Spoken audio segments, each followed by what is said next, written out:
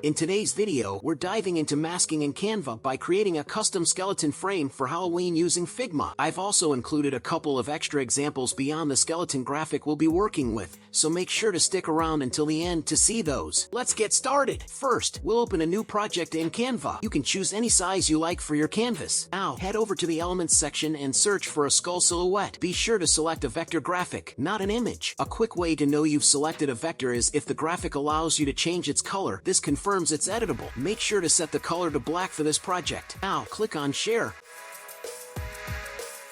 Select SVG as the file type, and then click Download.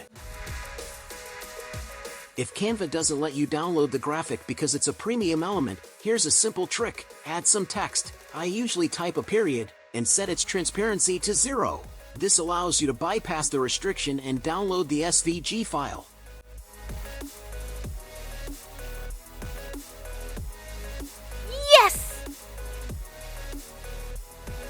Next, let's jump over to Figma to create our custom skeleton frame. For simple tasks like this, Figma is free. All you need to do is sign in with your Gmail account. However, for more elaborate or professional projects, Figma does have paid plans. But for today's tutorial, the free version works perfectly. Once you're logged in, click on Create New and select Design File. Now, it's time to upload the SVG vector we just downloaded from Canva. To do this, click the square tool, choose Image, and upload the SVG from your computer.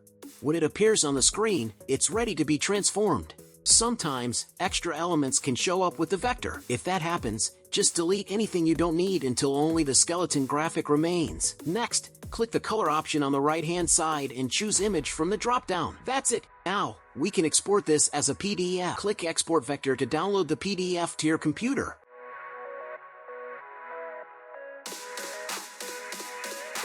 For the final step, let's head back to Canva. Upload the PDF file we exported from Figma. This will go directly to your projects section. Now, insert the skeleton frame into a new page. To make it fully functional as a frame, we have two options. Right-click on the image and select Attach Image. Alternatively, just select the image and press the Delete button. And now for the fun part, masking in Canva. You can insert any image or video into the skeleton frame by simply dragging it on top of the frame. This is how you can create unique Halloween designs using Canva and Figma.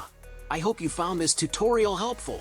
If you're going to use this masking technique in Canva for your own projects, let me know in the comments. Don't forget to check out the additional examples I'm sharing at the end.